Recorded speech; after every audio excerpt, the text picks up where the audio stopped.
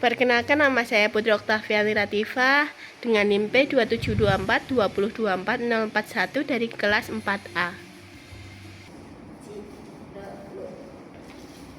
Halo Kak, permisi.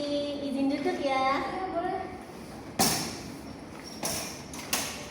Jadi seperti ini Kak, saya dari Poltekkes Kemenkes Surakarta dari jurusan D3 Farmasi.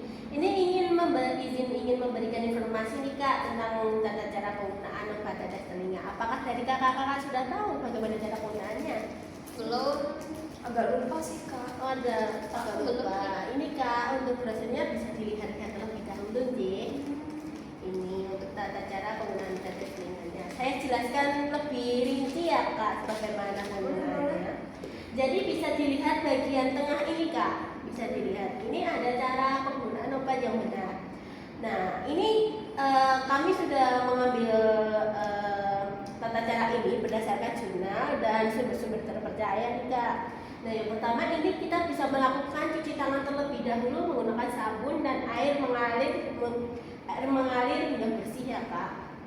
Kenapa kita harus cuci tangan? Takutnya nanti ada bakteri-bakteri yang ada di tangan kita Kak. Jadi kan telinga ini termasuk indera kita, indera pendengar ya Kak. Karena kan paling penting, takutnya nanti penyakit kita harusnya tambah baik, malah tambah buruk, amit-amit banget ya Kak. Seperti itu. Lalu yang kedua, ini kita periksa dulu nih kondisi obat, periksa ujung pipetnya, terdapat kerusakan apa enggak, bisa ditetes apa enggak, apakah ada kebocoran dari botolnya apa enggak, seperti itu. Nah, selanjutnya ini juga yang ketiga, dibersihkan bagian luar telinga dengan air hangat atau kain lembab lalu dikeringkan. Jadi nanti dibersihkan dulu menggunakan air hangat ya Kak di bagian telinganya dan daun-daun telinganya supaya nanti obatnya bisa masuk dengan sempurna seperti itu. Lalu jangan lupa dikeringkan juga ya Kak, takutnya nanti malah lembab seperti itu. Lalu yang keempat itu dihangatkan obat menggunakan ini nanti menghangatkan obat dulu dengan suhunya suhu tubuh kita ya Kak. Itu menggenggam botol selama 2-3 menit. Lalu kocok perlahan saja Kak, jangan terlalu keras. Jadi perlahan aja 1, 2, 1, 2 seperti itu Kak. Agar kenapa di suhu tubuh? Karena takutnya nanti kalau posisi dingin nih Kak, kayak tiba-tiba kaget gitu Kak. Dan efektivitas obatnya juga seperti itu. Takutnya nanti dari efektivitas obatnya tidak berjalan dengan sempurna juga sih Kak itu.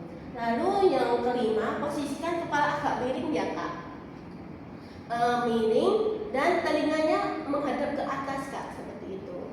Lalu cara meneteskan obatnya sesuai dosis pada telinga, dan di sini udah tertera ya Kak untuk dosis penggunaan anak di bawah 3 tahun itu. Cara penggunaannya bisa di bagian telinga bagian bawah ini nanti ditarik gini ya Kak, biar lubangnya itu bisa terbuka dengan sempurna. Lalu untuk yang anak di atas 3 tahun atau orang dewasa itu nanti bagian telinganya ini ditarik ke atas dan ke belakang ya Kak, agar terbuka dengan sempurna juga.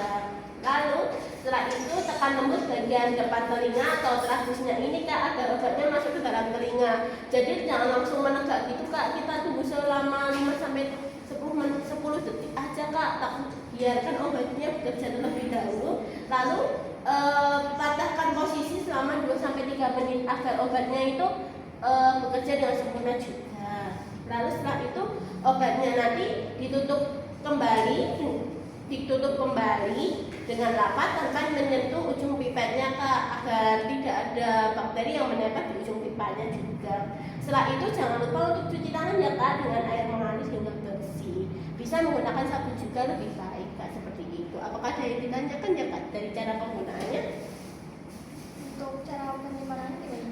Oh, untuk cara penyimpanannya Kak bisa kita lihat di bagian paling belakang ya Kak. Ini untuk cara penyimpanannya sudah kami jelaskan juga. Ini nanti yang pertama disimpan di suhu ruang antara kurang lebih 25 derajat Celcius kecuali dengan petunjuk lain. Biasanya di kemasan untuk obat tetes telinga sendiri itu ada petunjuknya sendiri. Di situ juga ada. Tapi kalau dari kami itu mengambil dengan suhu ruang saja, itu juga bisa. Yang kedua ini dihindarkan dari sinar matahari langsung. Terus yang ketiga ini disimpan di tempat lembab seperti di tempat lembab saja dan dijauhkan dari jangkauan anak ya Kak. Terus yang selanjutnya ini tutup botol dengan rapat setelah digunakan dan jangan digunakan jika warna, bau atau bentuk itu sudah berubah seperti itu. Lalu diperhatikan juga untuk tanggal kadaluarsanya. Biasanya setelah kemasan dibuka itu nanti jangka waktunya hanya 1 bulan saja ya Kak bisa digunakannya. Seperti itu. Ada yang ditanyakan lagi Kak? Ada efek sampingnya nggak, Kak? Oh, untuk efek sampingnya sendiri juga ada Kak di sini. Untuk hal yang perlu diperhatikan ya Kak, ini nanti ada yang pertama, jangan berbagi obat tetes telinga dengan orang lain ya Kak. Jadi ini obat tetes telinganya untuk pribadi saja Kak, jangan berbagi ataupun sharing. Takutnya ada penyakit sesuatu itu bisa menular. Yang selanjutnya jangan memasukkan benda ke dalam telinga seperti kata cepat atau menggunakan jari kelingking, jari-jari kita memasukkan ke telinga itu jangan Kak, takutnya nanti ada infeksi. Terus dihentikan juga penggunaannya jika muncul nyeri hebat, pusing, reaksi alergi seperti ruam, gatal, dan bengkak. Lalu jika tidak membaik sampai 3-5 hari, 3-5 hari itu saran dari kami konsultasikan ke dokter atau ke fasilitas kesehatan terdekat seperti puskesmas, rumah sakit atau sebagainya seperti itu Kak. Ada yang ditanyakan Kak?